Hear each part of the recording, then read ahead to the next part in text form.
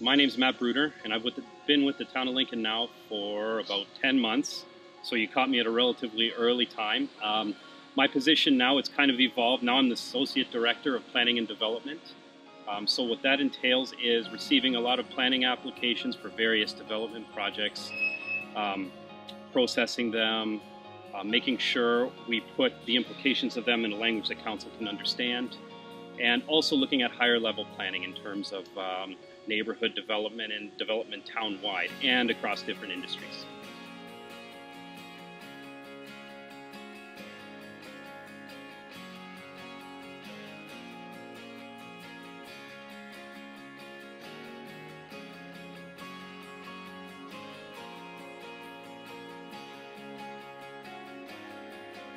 Well, you mentioned a key topic for us planners in municipalities, and that's population growth. We have growth targets that are set forward by the province in terms of, the provincial legislation that governs us more or less. And what we do then is we guide development that's coming in to specific areas where it can be most easily accommodated in terms of making use of efficient servicing, in terms of looking at maybe future transit systems, incorporating environmental sustainability into those specific areas. A lot of it comes from when we develop secondary plans for new developments such as prudums within the town of Lincoln. We look at a lot of active transportation in public realm developments, ways to get people out of their cars, community vibrancy by having people out on the streets, a lot of public amenity space. We look at a certain amount of park space that needs to be provided in these areas, but that doesn't include naturalization, which we receive input from the Conservation Authority, and we also make sure that we maintain areas of natural environmental concern, significant woodlots, wetlands, what have you. In terms of access to the waterfront areas, that's always highly mandated by us. We want to take advantage of the waterfront, but at the same time not degrade it. As a component of kind of foreseeing access concerns and also moving forward with planning, we're developing a transportation master plan that will look at linkages from a trail standpoint, even a local road standpoint, to streamline access to waterfronts and other public amenity areas.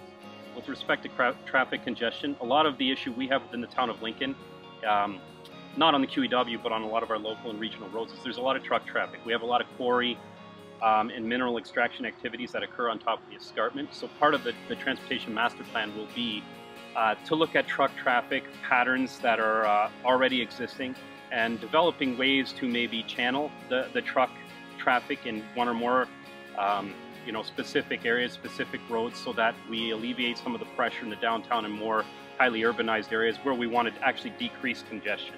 And that goes hand in hand as well with getting people out of their cars. Another thing too we're looking at to address traffic, and it's actually a broader spectrum, we're working with the region and Metrolinx, looking at a future GO Transit hub on Ontario Street just off the highway. So that's a secondary plan that will go around that hub as well, and we're looking at development on a more intensified scale so as to manage, like I said, provision of services and provide the potential ridership needed to make that project effective.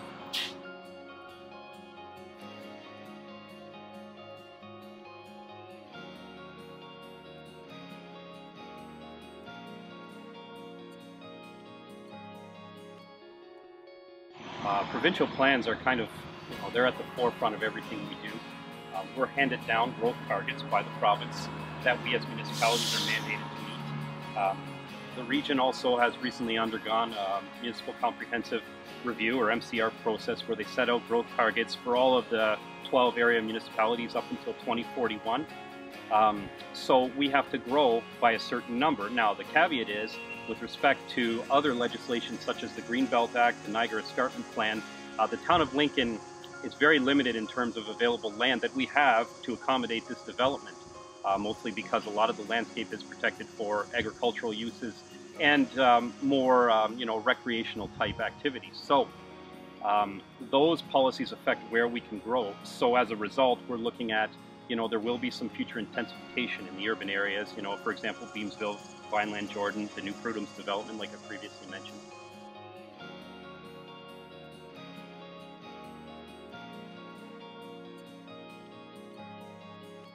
just in terms of, there's always a challenge within the town for our staff.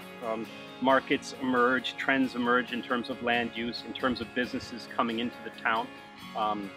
We highly value our agricultural land base, and there's being steps taken to diversify the types of activities within an agricultural area that can be permitted, while at the same time being conscientious of the provincial policy framework that's out there. So as a town, I feel like we're very progressive in terms of looking at our future development, and I'm excited to see how the next planning horizon goes up until 2041.